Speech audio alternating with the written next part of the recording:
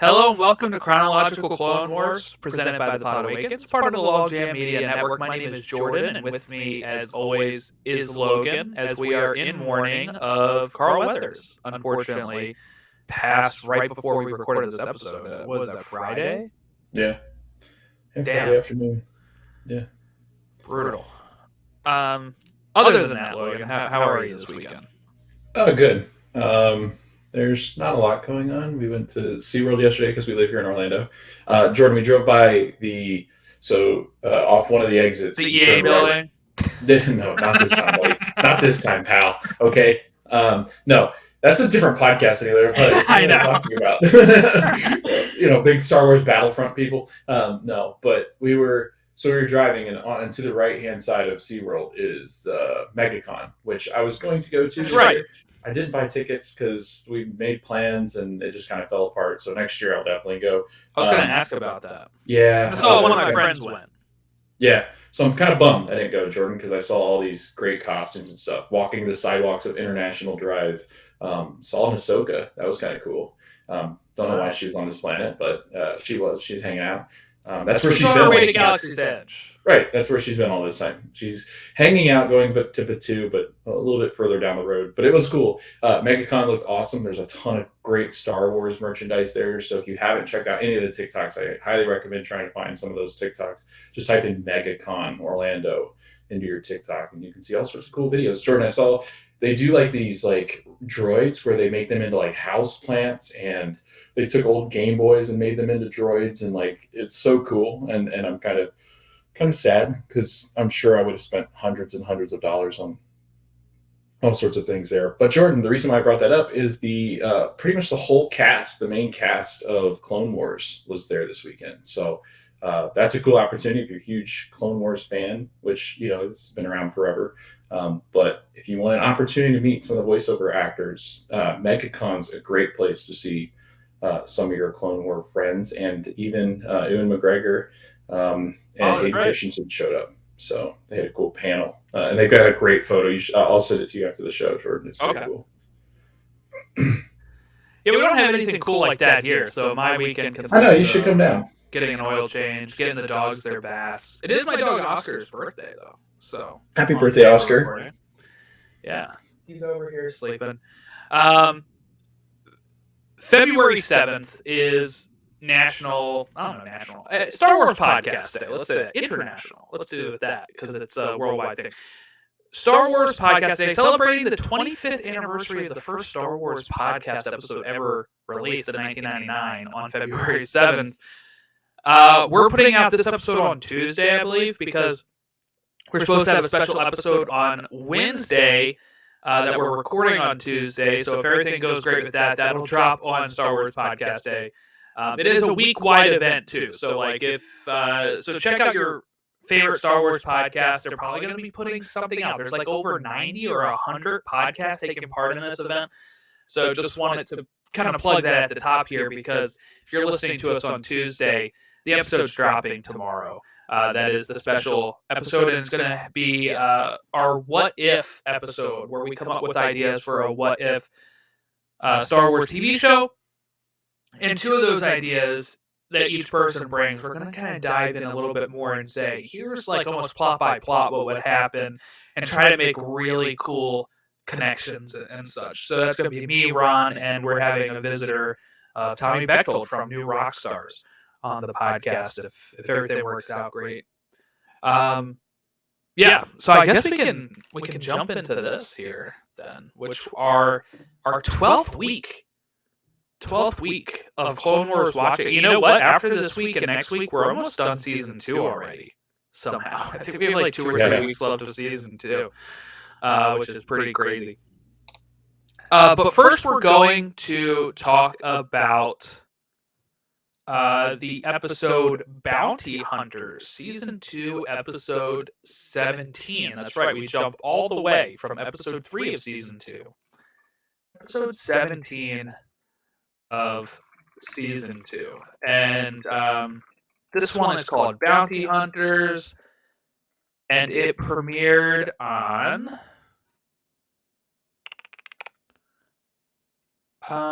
where is it? Okay, here we go. Episode 17. Directed by Stuart Lee, written by Carl Ellsworth, and it is premiered on April 2nd, 2010. That's when that episode premiered. I want to give a shout out to a podcast that shouted us out, and we've been kind of talking with them back and forth here. They do something very similar to us, but what made me just think of it was, they mentioned how in their episode we go in more depth with the writers and directors of stuff than they do for these episodes. But their name is the Millennial Falcon. So check them out. They're kind of doing something similar. Where I think one of them has already seen the show. I'm not really 100% sure on that, and the other one has not seen the show. So kind of like our setup here. So that is that. But I believe they're doing a whole chronological watch. Like when I look through it, they started with Phantom Menace, and they kind of went to Tales of the Jedi for some episodes. Went to episode 2. Went to the Clone Wars. So that's what they're kind of doing. They're bouncing around like an actual timeline order of the whole thing, while we're doing just a chronological Clone Wars watch at this time. Okay, so for this episode, little synopsis from Disney Plus here was Anakin, Obi-Wan, and Ahsoka work with 4 deadly bounty hunters. This was a fun episode, I guess. Logan, any thoughts on just this? This one kind of doesn't play a part in the rest of the 4 that we're talking about. We're talking about 4 episodes today. But just any thoughts on this one at all? I think it's fun to see other bounty hunters and what they look like, because bounty hunters are so different in species and the way that they have different abilities. I thought it was fun, but it was not. I think because it doesn't really progress anything much. I don't know. It was good. I love seeing Hondo. He's probably the return of Hondo. He's probably iconic to many because of Galaxy's Edge. But I don't know. I really like seeing Hondo. This episode was good. I just don't think it was. I think this arc kind of lost me a little bit, but it was all right. It wasn't one of my favorite episodes, but it definitely wasn't one of the worst. I just like seeing bounty hunters. Yeah, Obi-Wan, Anakin, and Ahsoka go to Felucia to check on the medical station. They are attacked, and there was a great exchange here when I believe it was Ahsoka or Obi-Wan says, "Why is it every time we fly, the ship crashes?" And he says, "It's not my fault, it's the ship's." Right. Love that. Obi-Wan and Anakin have like different ideas on which way to go. But they, I believe, follow Obi-Wan's thoughts here, and they reach a village looking for a ship to borrow, but the village is completely deserted, or nobody's there. And I just love these Jedi just breaking and entering into everybody's houses to find out what's going on. They're just like walking around willy-nilly. Oh, open that garage. Oh, there's a ship. Yeah. Nice. All right, let's go see if we can ask anybody if we can borrow it. Oh, yeah, just Obi-Wan, go in their house right there. He's just walking in their houses. This is when the bounty hunters then kind of ambush them and sneak attack on them, on Anakin and Ahsoka. And then Obi-Wan drops in. And we learn that pirates want the crops. And if not, they will kill the village. Did you have any idea at this time Hondo was going to appear in this episode? No, I forgot completely that he was a pirate, to be honest with you. I don't know why, because we just had watched an episode with him. But no, I honestly thought Captain Jack Sparrow was going to show up. I thought we were going to have some kind of weird crossover. You know how Disney likes to do those. Yeah, that'd be very Kingdom Hearts of them. But yeah, so the bounty hunters are protecting the people here, and they talk about pirates. As soon as they said pirates, I kind of remembered. Oh, we're gonna see Hondo here. Or I was hoping. I couldn't remember. I was like, oh man, pirates. It's gotta be Hondo and crew. And again, Obi-Wan's my favorite Jedi. He's kind of a jerk in this a bit, where he's like, I can't help you. Sorry. Can't get involved. Yeah. Jedi orders, I can't. No, sorry. Yeah. It's policy. Just can't do it. I could. Talk to my manager. Talk to you. But I'm not going to. Yeah, right. Which is a shame. But because his whole thing is that we need to report that the medical station has been destroyed. Yeah, you can report that after you take care of the pirates, all right? That takes precedence, Jordan. These innocent farmers, screw them. I gotta tell everybody that this medical station is blown up. And I get his point a bit. He says if not, like, the separatists will get here and they will be worse than the pirates. Right. But it was still rough, Obi-Wan. Right. I defend you a lot. Screw your houses. We're just gonna home invasion, baby. Yeah. But that's okay. In the Jedi Order, that's okay. Like, you're more than welcome to just walk into anybody's house. Like, yeah, that's fine. Just like, whoa, I'm just looking to ask if I can borrow your ship. All right. Now, I'm not going to help you with your pirate situation, but I do need your ship. All right. It's all about me right now. I need your ship. I'm not going to help you with the pirates, and that's how it's going to go. All right. It's very, very dark in that regard. But the pirates arrive, and this is when we get the return of Hondo here. And then now Obi-Wan's all invested. He's like, Hondo, my buddy? Yeah, I'll help you guys now. He wants to try to make a deal with Hondo. Hondo won't accept the credits because he doesn't take Republic credits. And there's a great line here from the bounty hunters, too, when they're talking to the Jedi. And I think the woman bounty hunter says the peacekeeper who fails to keep the peace. And this has been a running theme with a lot of the places that have been isolated from the Jedi and the Republic and want to stay out of the fight, is they have this thought about the Jedi. We saw it with the one planet that had like the lemurs, right? The lemur monkeys and stuff. They were very like, you guys say you're peacekeepers, but you're not. And we get this again with the bounty hunter. And it's really great to hear that from a bounty hunter say that. So just a great thought process in putting this in the episode, because I think it kind of hopefully woke up the Jedi a little bit on they are supposed to keep peace. That is number one, not being generals in a big war. I do feel like it's that's the way it is in war, right? I think you've got the countries that really back each other, and then the countries that are off to the side. It's this way with the planets and different species. It's like, we don't really care unless it really gets to where we have to get involved. We don't really care, like, unless it's going to hurt us in the fact that, and a lot of it's trade and things like that with them. I feel like the Jedi in them are only going to get involved if it somehow unbalances the forces between Separatists and Republic. And once the Separatists keep their eye on the planet, that's when the Jedi step in. So it's like, okay, like, we didn't really care about you, but now we do because, well, the Separatists are here. So, although it's a big galaxy, man, you can't just, it's harder. We didn't really care about you, but then we found out you have oil. So yeah, right, exactly. Now we care. The prices of eggs are going to go up if we don't protect you. Anakin starts training the farmers. We find out that the big bounty hunter guy in the suit is just like a little guy, using a bunch of buttons and levers and stuff. The pirates and Hondo attack. We get Hondo saying, "Die Jedi scum," which I thought was pretty cool. And then we get Anakin and Hondo fighting, because Hondo pulls out the Magna Guard staff from like Grievous's bodyguards, and they start going at it. Anakin wins and Hondo surrenders, but then the monkey lizard, his Kwakian monkey lizard, fires at Anakin, and they escape. That's kind of Hondo's still on the run then. We don't see him in the rest of this arc, but just do know Hondo will return. Kind of like at the end of those MCU films where it's like Hondo and Akko will return. Anything else about that episode before we jump into the Zillo Beast?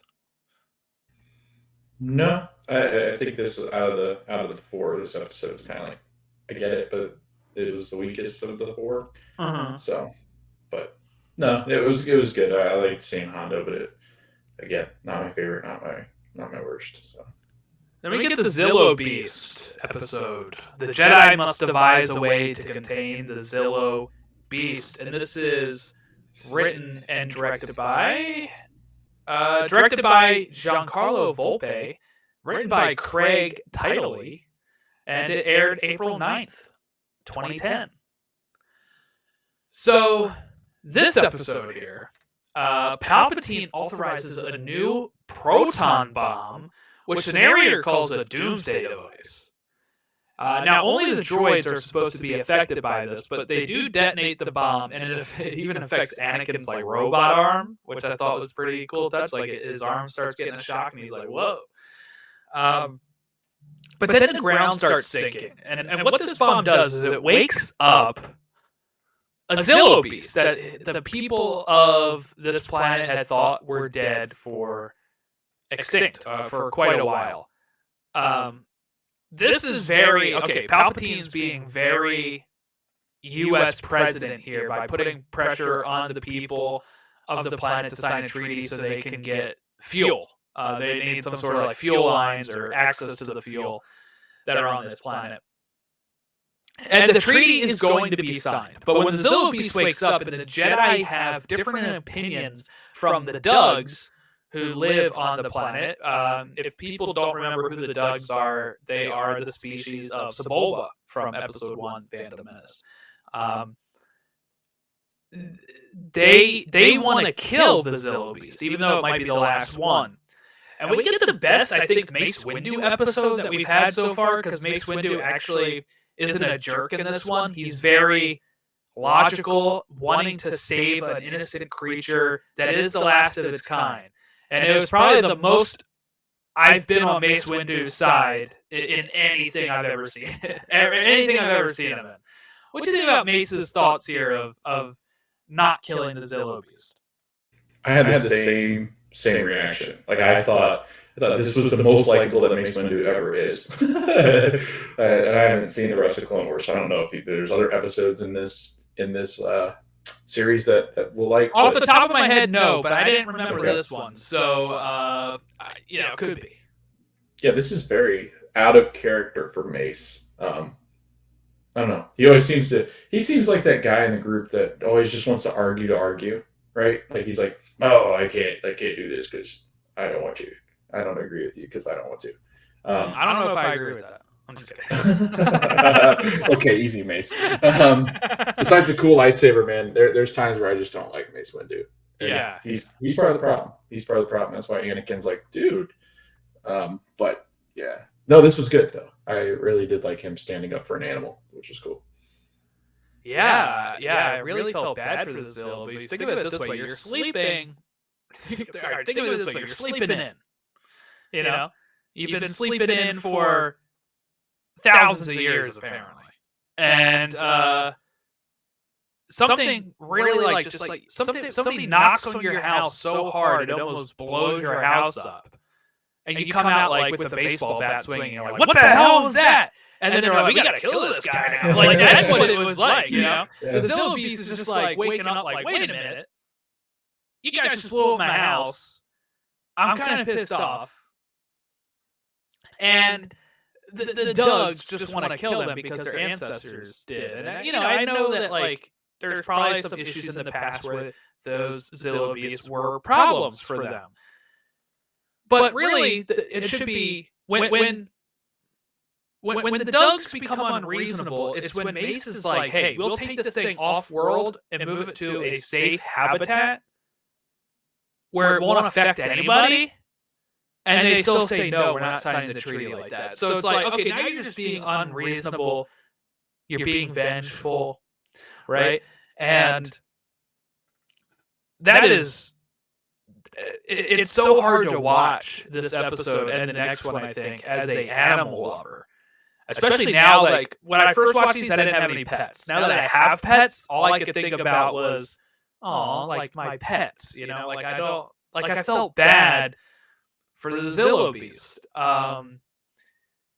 There's, at first we don't know what the thing is. They go down there and they're walking on the Zillo Beast, and it's like this huge snake-like reptilian thing.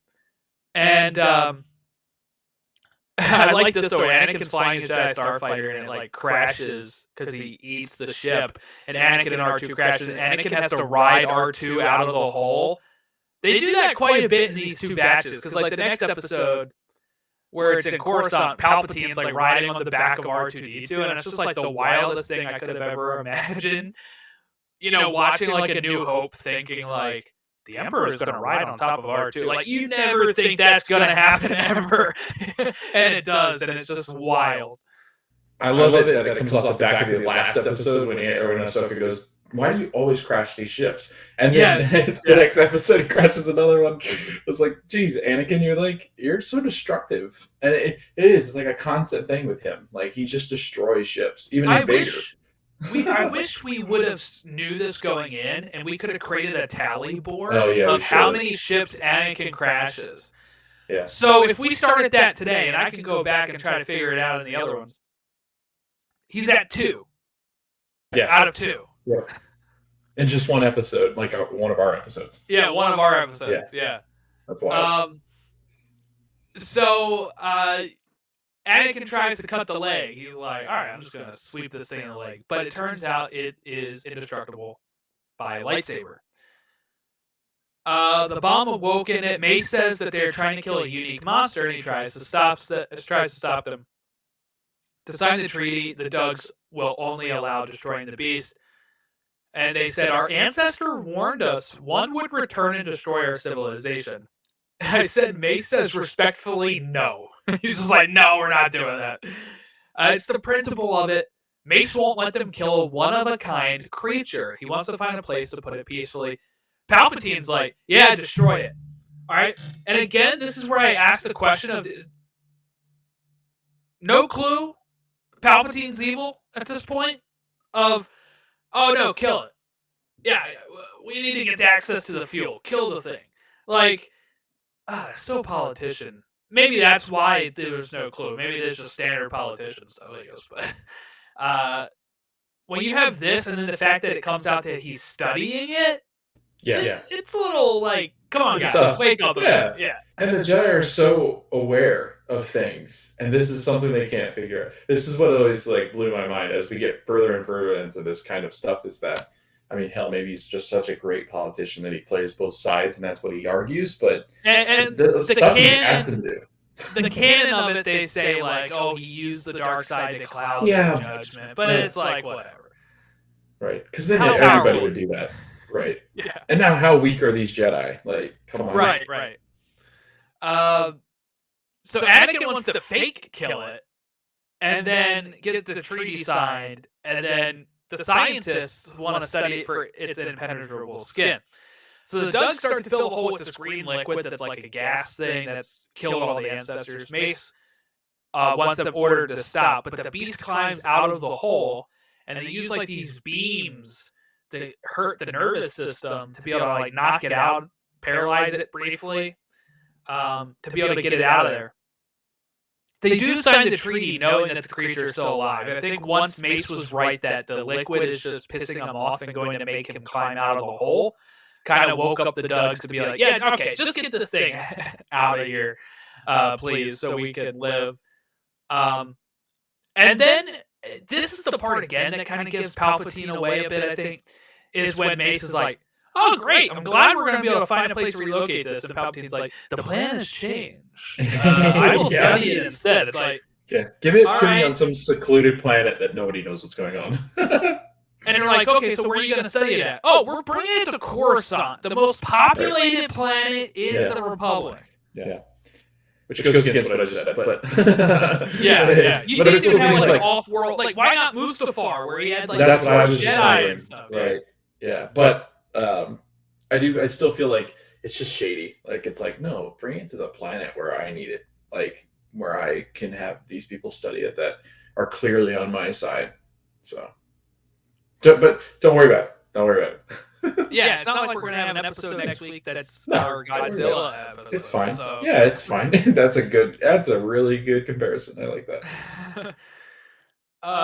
Okay, then we go into the next episode. Zillo Beast strikes back. Which was the Jedi choose between saving lives and killing the Zillo. This one was written by Stephen Melching, our good friend Stephen Melching, who's written so many episodes of the show. Directed by Stuart Lee, and it premiered April 16th of 2010. Okay, so we kind of pick up right where we left off. They're delivering it to Coruscant at this point, and Mace wants to ensure it is well treated, and Palpatine's all lips, right? He's like, yeah, it's gonna be great. We're gonna be the best caretakers of this thing you've ever seen. And then immediately he's like, yeah, try to remove the scales from it if you can, scientist. Scientist is like, okay. Palpatine wants to kill it, and they're like, no, like, we need to be able to keep it alive, I guess, to really have like the best testing on this thing. Palps is like, it's just an animal, and the creature like gives him like the worst look ever, and you're like, okay, so he is an intelligent creature, the Zillo Beast. We do know that.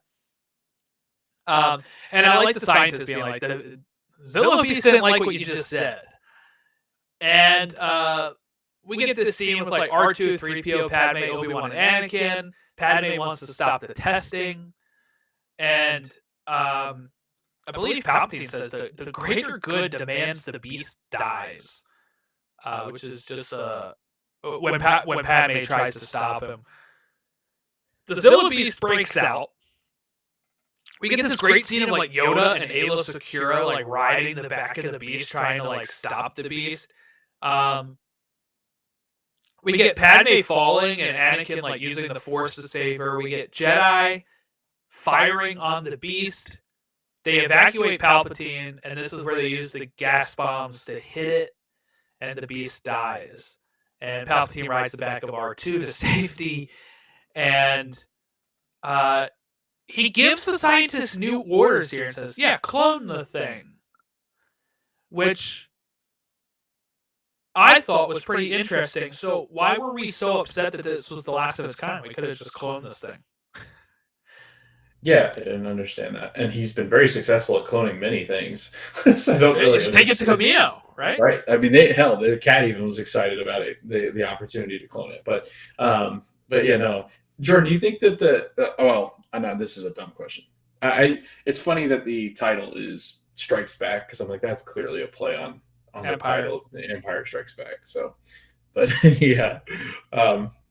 So I think it was funny. Like, this episode was interesting because it was very like, oh, this little beast is pissed and he's gonna do bad things. And I know I just like read through that plot really fast, but I find that when the episodes have a lot of action, my notes are not very long. Yes, that's exactly what I thought too. It's a lot of action, like boom, boom, boom. So I'll write like, oh, they fight, and I'm like, oh, okay, yeah, that gets the point. Yeah. One thing that down the most interesting things of the fight, but yeah. Yeah. One thing that we really see here too is very similar to Attack of the Clones, and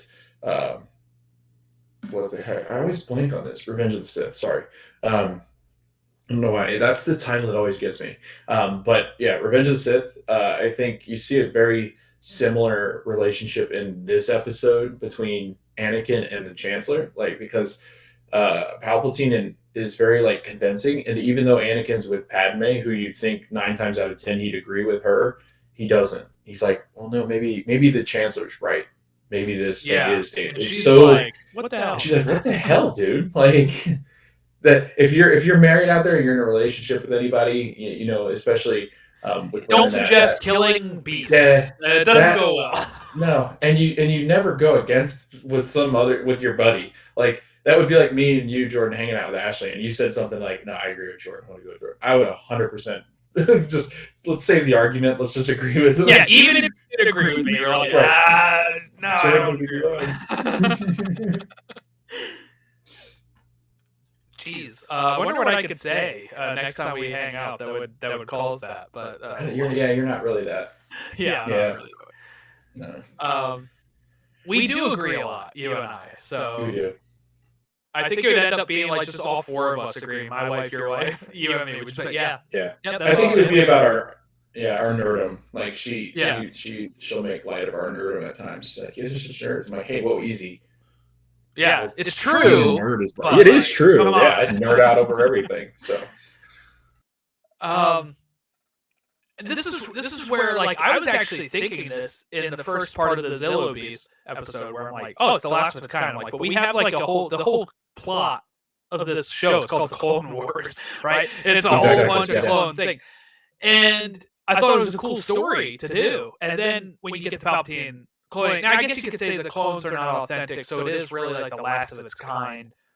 But you could repopulate. Look, we've tried to do that in our world, right? Where we have cloning stuff, and they're going to try to bring back extinct creatures at some point, and it's going to become Jurassic Park, and it's going to go awful. It's going to kill people. But I wonder, do you think he wants to clone the Zillo Beast to keep studying it, or do you think he wants to clone it to have as a weapon to unleash after he saw what it did to Coruscant? It's interesting because I was thinking the same thing. I'm like, why does he want to clone it? And it felt very much like Mewtwo kind of thing. Yeah. It felt like, yeah, I want to study it, but I also want to make it a beast and a monster. And then it started making me think, Jordan, because in the next episode that we're going to talk about, like our next week's episode, since we've already watched ahead and how we do this, like I already know that there's these things that you can control the mind with, and like that's what I was thinking was maybe I don't know. I was like, maybe Palpatine had, because he seems very master planned. It seems like he had a way to figure out how to make sure that they can manipulate the DNA or manipulate the monster or beast to attack based in what the separatists believe, like attack the Republic. So Yeah, that's what I'm thinking. I was thinking yes to study it, but he wants to turn this into a weapon. yeah. I think it's going to be like, I definitely think it's for the weapon, because I think they can probably use the dead one to study the scales. And I'm assuming, his whole plan with that is to make some sort of armor that's impenetrable to lightsabers. Mandalorian armor I was going to say almost like that, yeah. But to get that, you need to have good relations with the Mandalorians because of the ores that they have to use. So it is like we are getting close to a Mandalorian arc in this show too. So I do think maybe he might be playing at all angles. All right, look, I'll try to get with the Mandalorians, right? We'll try to also develop our own tech in case if that doesn't work out. And we're also going to, I think he's got like multiple things going. I like your idea of like the brain worms, the parasite things that we're going to talk about next week. That maybe he would use those in the Zillo Beast. That'd be kind of crazy. But I don't know if this actually goes anywhere. I don't remember the Zillo Beast ever again. But I do wonder, like, maybe it's an episode I've forgotten, because I watched this one like closer when it was airing. Like season 1, I bought on DVD, and season 2 I bought on DVD like when they released. So, and I watched them then, and I just never really rewatched them except for certain episodes maybe as I kept going through the show. So I'll be curious. This is where it's kind of like also my first time, because some of these episodes I just totally forget. And I remember the Zillo Beast once I saw the thing, and I was like, oh yeah, I remember this thing like doing this. I did not remember him asking to clone it. And now I'm wondering like, oh, will we see this again? And people that are listening that know these episodes like the back of their hand might be like, no, this never happens again. But don't tell us, because I kind of just want to experience it on my own if something happens.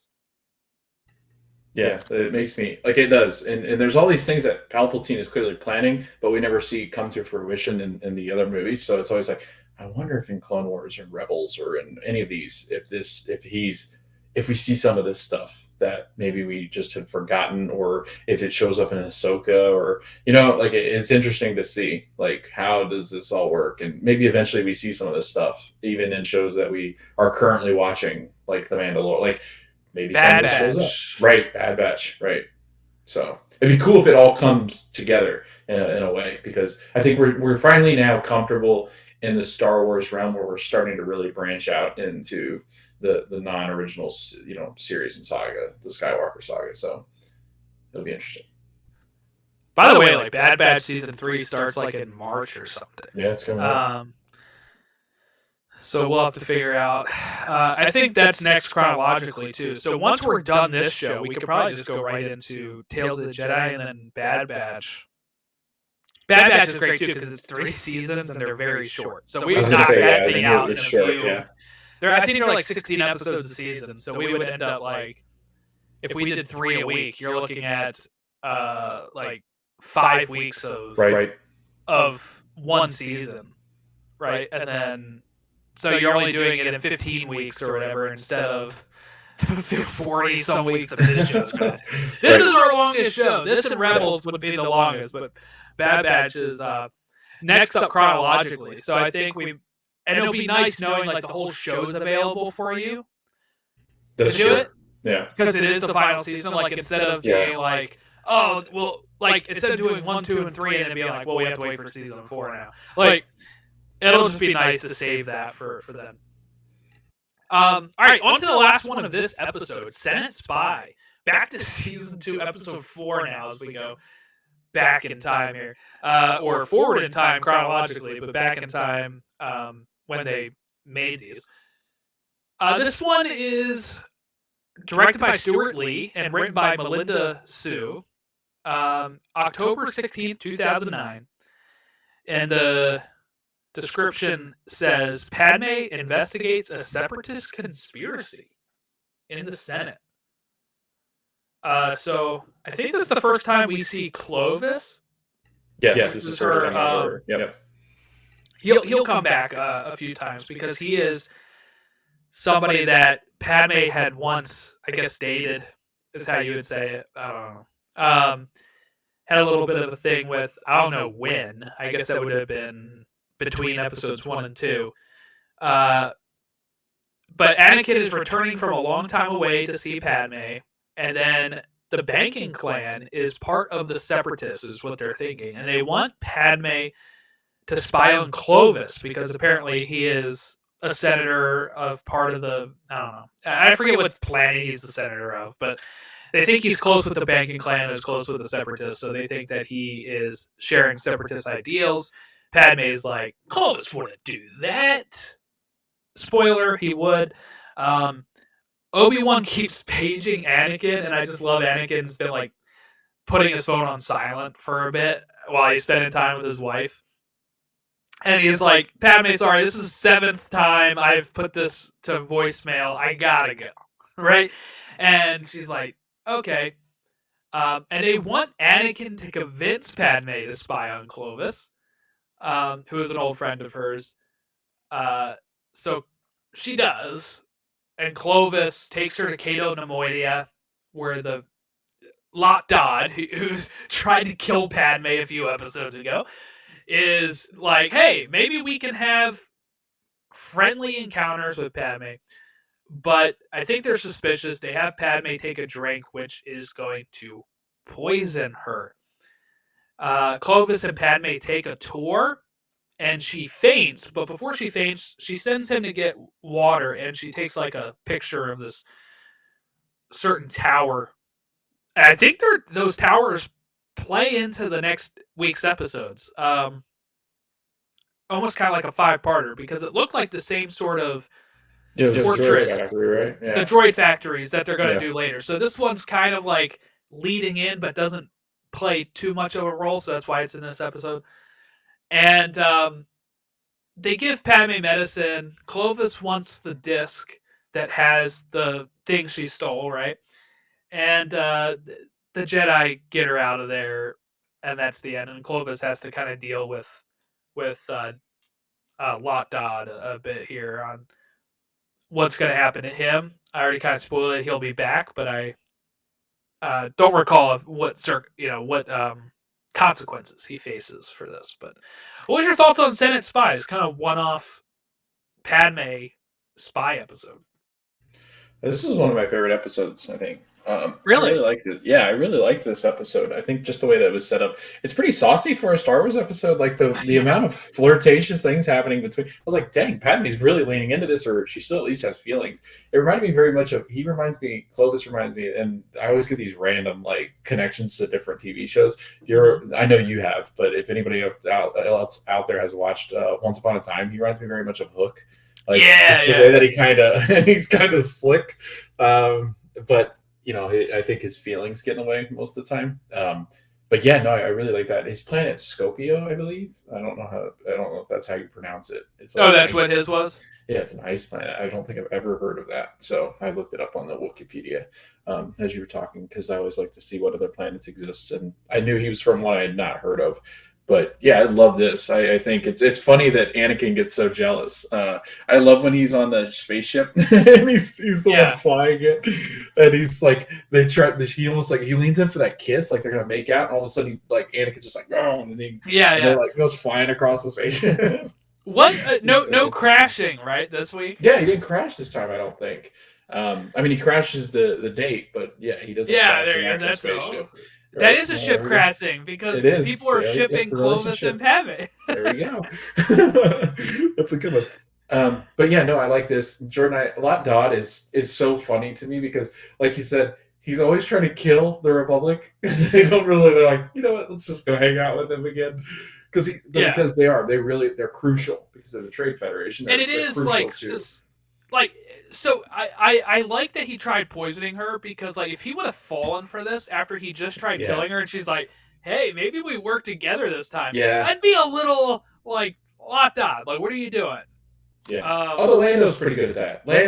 Yeah, Lando and Mando, both of them, like they've worked with you in the past, and yeah, they tried to kill you, but hey, you put faith in them again because like why not? yeah, but you're like going up like she is the biggest opposition of Oh yeah, separatist ideals 100%. Yeah, in the Senate. yeah. Like, But it oh, is funny because the change of trade, mind, huh? yeah, but the Trade Federation tries to play it so close to the chest, like they're not working with separatists, and it's like, come on, like I wouldn't be you're not surprised stupid. though if Padme was like, "Yes, I'm going to join the separatists because Yeah. our chancellor just tried to Ooh, that'd be study great. a What Zillo if? Beast and kill Yeah, it yeah. That'd have been a greater what chronologically." if Padme is the one instead of Anakin to join the separatists.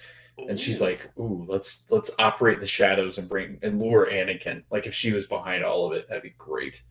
That'd be cool. Yeah, Maybe that was her seduction of the. You can see my cat. yeah. Your Yeah, cat was like so yeah. cute, just like She's excited. stretching up Yeah, onto the door. but No, it was yeah, a that's great to fun hear that this episode. is one of your favorites. I think it's Yeah, a I good loved it. episode. Yeah. I kind of like some of these episodes that are a little like one-off Hmm. spy, where you're getting different tastes of stuff. Like you said, Anakin being very jealous. Yeah. No, he should know it's just an act. But when he finds it, like he had no clue that Clovis even existed and was like a And fling of hers before. yes. And it really, like when he comes in and she's like hugging him and she's trying to like get him the object. At first he Yeah. walks in like, oh, right? Yeah. And then he sees what she's doing. He's like, oh, okay, like let me force pull this thing. But yeah, I'd be scared of losing Natalie Portman too. Like I know this isn't Natalie Portman, but I'd be scared to lose her as well. And especially with how boring and awkward Hayden Christensen is as Anakin. But it's so cool though, like his character arc. And I know this has nothing to do with because it's not Hayden Christensen, but just how much because we loved Hayden. I think the generation just above us made it feel like it was weird to like Hayden but like Hayden was our Dark Lord. Like that was our one thing I listened to or heard or read is people don't like the way he delivers lines as Anakin. But from what I heard or read or something somewhere is that he did that as either George instruction or his idea of if I deliver it this way, it's going to sound like Vader.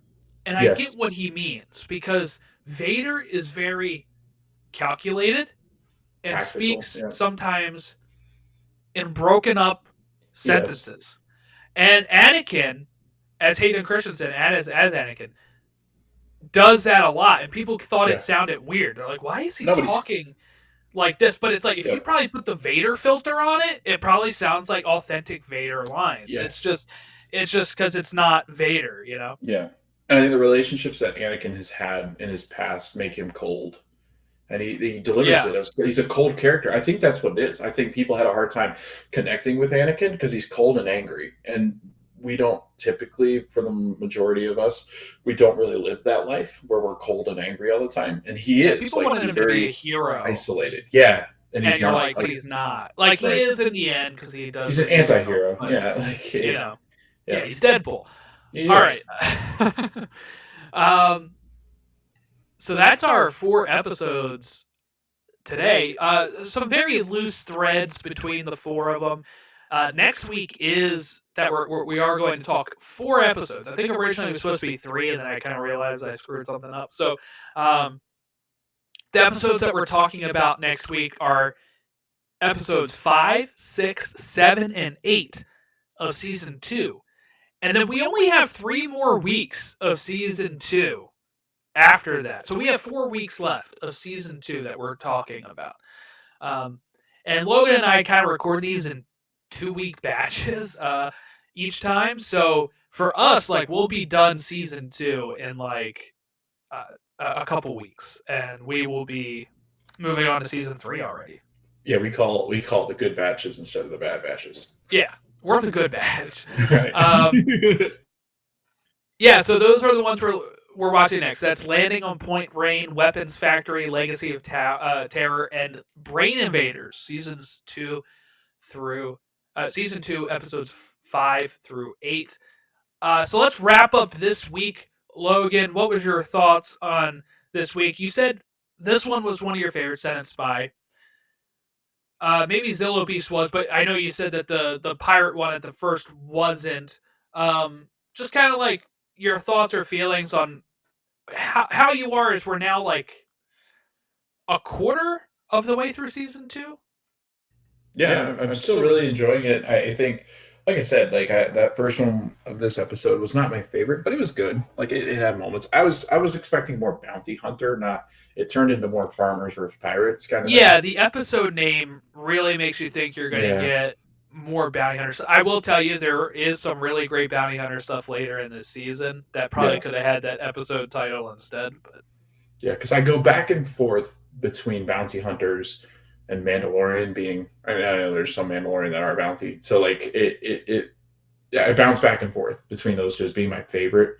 I guess characters of Star Wars, like the whole universe. So I was really going into that going, oh, good, we're going to get some real cool bounty hunter stuff, and it was not really bounty. It was definitely more pirate. So yeah, but and then the Zillo Beast was great. Those always suck for me because I hate when like you said, Jordan, it's like your pet, like when people are cruel to animals and the Zillo Beast ends up dying. So like that's rough. So those are always rough episodes. They don't ever rank as high because of that. But I get it. It makes you angry towards like Palpatine, and it makes you angry towards the people that heard it. But then again, Senate Spy, one of my favorite episodes that we've watched so far. So it was all over the place. I guess if I had to characterize this week, it would be all over the place because I've had mixed emotions about all of it. Yeah. All right. We're not going to keep ranking them, I think, weekly because it is tough to think back to that. I sit here sometimes, especially like sometimes we go weeks without recording because then we get caught up and then so it's a little tougher. We can still go like, this is definitely one of my top episodes, like top 3, top 1, because I remember my like episodes. Yeah. But like this would be one of your top weeks, or you mean like no, this wouldn't be. But we could still do that. Like Senate Spy and stuff. Okay. Yes, okay. Like I can say that with confidence. That was probably my top 3. I really enjoyed that episode. All right. Well, that'll wrap us up here. So at podawakens for any sort of feedback, like and subscribe on the YouTube channel if that's where you're watching. Or if you want to watch video and you're listening to the audio and be like, oh, next time I can actually see what these people look like, and then you want to get disappointed by how we look like, go to the YouTube and look up podawakens there, like and subscribe to the video, comment in the comments below, or you can email us podawakens@gmail.com. Thank you all for watching and listening along. We'll catch you next week when we talk season 2 episodes 5 through 8.